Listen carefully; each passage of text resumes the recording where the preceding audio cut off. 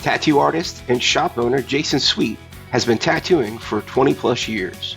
His Instagram page, I Hate Jason Sweet, has been blowing up because of his tell it like it is attitude on his Instagram reels. Hey there, today I want to talk about what I call victimization in tattooing.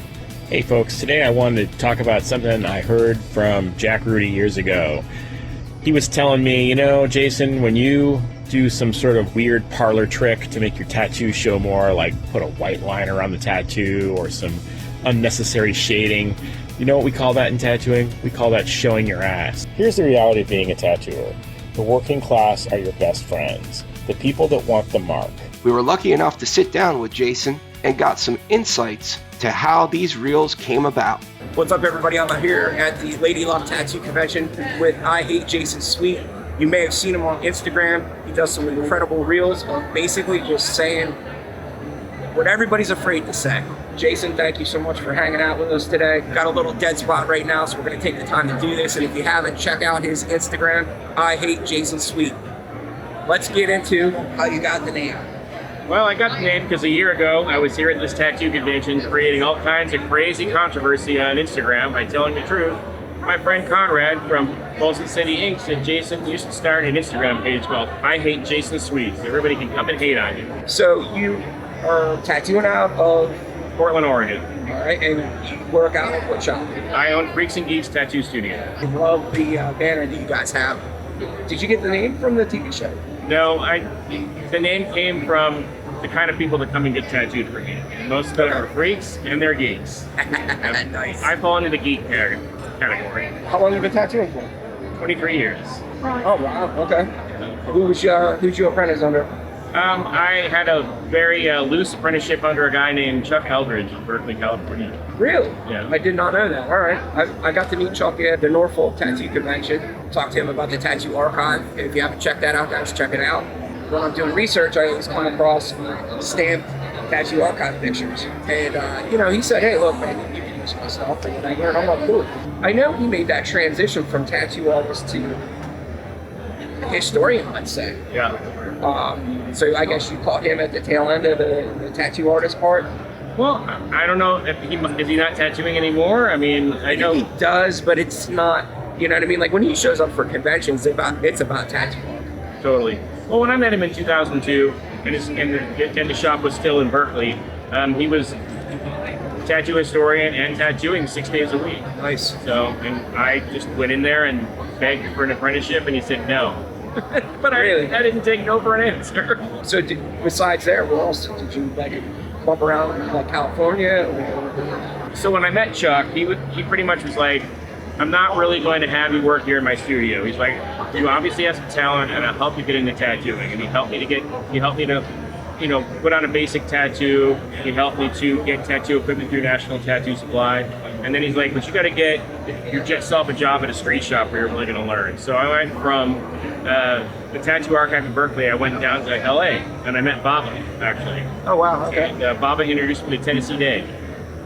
And I went and worked in Tennessee Dave's shop for about 3 months. I'm going to ask you, was it a short time because of Dave? It was a short time because I had a bad attitude and I got fired. Oh, wow. Yeah, and I deserved to be fired at the time. You're man enough to admit it. Oh, yeah. That's one thing I think that a lot of younger tattooers, don't seem to understand is that a lot of people have a hard time in the beginning. I had a big ego about myself. And I don't know why, but I thought I was better than everybody else. Let me flip that then. Is that how you kind of move forward with your Instagram reels, where you're kind of telling it like it is because you experienced it yourself? Very much so. Yeah. Dude, that's gold right there. I mean, that's I didn't know any of the backstory, so for us to hear that now, it kind of makes it full circle for me. Yeah. So it's not just you bitch and bitch, it's because, hey, look, this is what I went through. I'm giving you the heads up so you don't have to go through the pain. Totally, that's exactly it. In fact, I had a bad attitude. I got fired from several different tattoo shops in the LA area. So I decided to open my own tattoo studio because I thought I knew what I was doing. And that was the best thing I could do for myself, because the first thing I learned in opening my own tattoo studio was I did not know what I was doing. Right. So it's hard. It's really hard. I know that one of the last reels that I caught, you talked about the new apprentice, let's say, bitching about like the garbage and mopping the floors, and now they want to get paid. I mean, where did it all change? Well, that's a really good question. I mean, when I became a tattoo artist myself, I learned that you need to prove yourself in tattooing in order to sort of be somebody, despite my bad attitude. But, I also realized that you had to put in a lot of hard work to be a tattooer. It wasn't going to be an easy scenario. And I think part of it is we live in a world right now where we get everything instantaneously on our telephones. So I think the younger generation comes in and they think, I should be making money right away. I should be getting rich. It took me probably a good 5 or 6 years as a tattoo artist to understand how to make money, to understand how to build a clientele. Okay. It didn't happen overnight. I think that one of the angles that I like on how you're doing things is you're not necessarily talking down to somebody. You're actually trying to explain situations. Yes. I've never kind of seen you call somebody out and in a negative. I mean, yeah, you said, like, put me in bitches or whatever, stuff like that. But, I had a conversation with my buddy about that because he's an older guy, he's been tattooing 25 years or so. And I said to him, look, do you think some of these kids have attitudes because they've been constantly talking at instead of talking to? And I said, put yourself in that situation where you were, like treated like shit and talked down to. How would you respond? And he went, that's a pretty good point. I didn't think of it that way. I'm not saying you do that. What I'm saying is, do you think maybe if some of the older guys just tried to sit down and have those discussions, maybe some of that divide would go away? Or maybe you have already done that and it didn't work, so now you're just like, hey man, this is how it is. I mean, you have a good point, and that is a good question. And I think for myself, like someone who's been tattooing for a while, when I first opened my studio, the one that I have now, and the one that when I became the most successful tattoo artist, I was really, really hard on the younger tattooers to begin with, like overly hard. And I feel like that alienated a lot of people. And I realized I needed to sort of try to empathize with them a little bit, try to understand where they're at, as opposed to coming out and being like, don't fucking do that again. That's one way of doing things. But another way of doing it is just sort of being like, look, what you did here is not okay. And here is the proper way to do it. And you sort of try to empathize with them on a human level. Okay? It's like the old guys, I call them up and I'd ask, like, what do? I get this problem. And they'd be like I had 2 tattooers fighting in the shop for customers, right?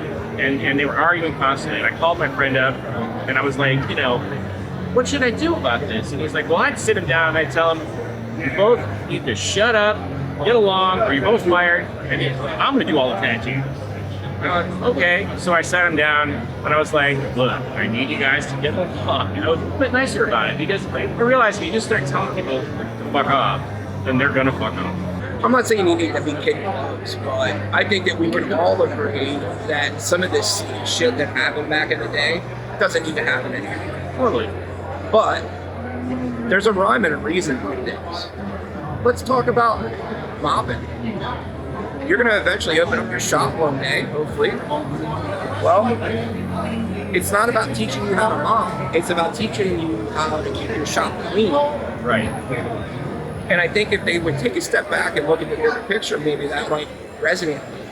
But, well, I'll give you a good example of what we're talking about here, and what you're talking about. I had somebody many years ago who was interested in a tattoo apprenticeship. So I was like, all right, we'll try you out around the shop. And I had them mopping, and I had them scrubbing tubes and autoclaving. And after about a month of this, they came to me and they were like, I feel like you're using me to clean the shop. You're not teaching me anything. And I was like, okay, well, let me tell you this. I'm teaching you to use the most important tool in a tattoo shop. I'm teaching you to do the most important job as a tattoo artist. I'm teaching you how to clean and sterilize your tattoo equipment. And that autoclave is what separates us from the scratches. It's what keeps our customers from getting sick from our tattoos. It's everything about our tattoo world. So, in fact, you're not being used to clean, you're being taught the most important lesson as a tattoo artist. Interesting, man. What would you like to see happen in the immediate future? tattooing? Yeah. I would really like people to start getting along a little better with each other, being a little bit more social and nice to each other. And I want to explain why. The guys that I learned to tattoo from, Chuck being one, and another person who I became really good friends with, who has been a mentor of mine. I never did an apprenticeship with him, but he just was just a mentor, was Henry Goldfield's tattoo, right? Both of these guys were extremely nice to me. They helped me, and they had no reason to help me. I didn't come from some tattoo family. I was friends of their friends. I walked into their shop and I asked for their help, and they were generous. And they told me that you need to pass on everything they've given you. You need to pass it on to the right people. And you can't just keep it secret, because if you keep it secret, you're going to kill the industry. And so I have tried my entire career to talk to people, whether they're the new guy that wants to be a tattoo artist that walks in the shop, they're the guy that's trying to get better, whatever. I just try to help you because we're all in this together. And we should be friends just because we're tattooers. It shouldn't matter whether you're a good tattooer or a mediocre tattooer. Like, I spent a lot of time around the National Tattoo Association, and they very much are like, if you're a tattooer, you're our friend. And I feel like we would go a lot further and follow each other if we took that approach instead of being so, like adversarial or competitive. Yeah, I mean, I'm not a tattoo artist, but I see both sides of it. And to me, I would like to see that gap bridged a little bit just to knock some of that down. But let's talk about one other movie issue, the rock star attitude. I hate it. Where do you think that came from? Well, that's a good question. I mean, Lyle Tuttle once said, the tattoo machine is like a magic wand because it's turned more pukes into princes when held in the hand. And I don't know if I think that the ego might be as old as the tattooing. It's really hard to say. I mean, being in Portland, I live in a city that's really cliquey. And a lot of the tattoo shops are really egoed out, and they'll only talk to the ones that they feel that are worthy of talking to, and the rest of the shops get kind of ignored. It's something I really don't like. And I'm very good friends with a lot of the good tattoo shops. A lot of them I won't talk to because they're just like, I'm better than you. And I'm like, okay, you're better than me. Whatever. Do you think TV had anything to do with that? I think TV adds to it for sure. Because before TV, there was no getting famous as a tattoo artist. And so television sort of, I mean, imagine if you're a young tattooer today, you're in your early 20s. At this point, you've grown up with tattooing on television. You've been on TV for about 18 or 20 years. Yeah. So their entire life, they've seen people getting famous or thinking they're getting famous. And they come to tattooing with this idea that it will make them famous. But what they don't realize is that the fame is fleeting, and tattoos are forever. Right. It's like, and it's only a small percentage that wind up being in that Cat Von D kind of. I actually just saw a thing this morning. It was Ami James. I think he was at a convention and they pulled him off for an interview. And then he said, I could go upstairs right now and I could tell you that 98% of the people that are out there right now could have never made it 20 years ago when I came into the business, or whatever the years were. And I think that the person that was interviewed was like, God. And he was like, look, man, it was all badass bikers and you were worried about, getting your ass kicked.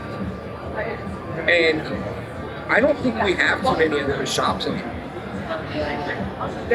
You're right. We don't have too many of those shops anymore. I mean, for better or worse, tattooing has gotten a lot more tame. When I started tattooing, violence was real, and it was something that we were concerned about. And that's kind of something that made me want to be a tattooer too, because it was scary. It was that edge, right? Yeah, exactly. Being that edge is gone, I find that a little frustrating. But at the same token, it's nice that I don't have to tattoo with a gun by my side. Right.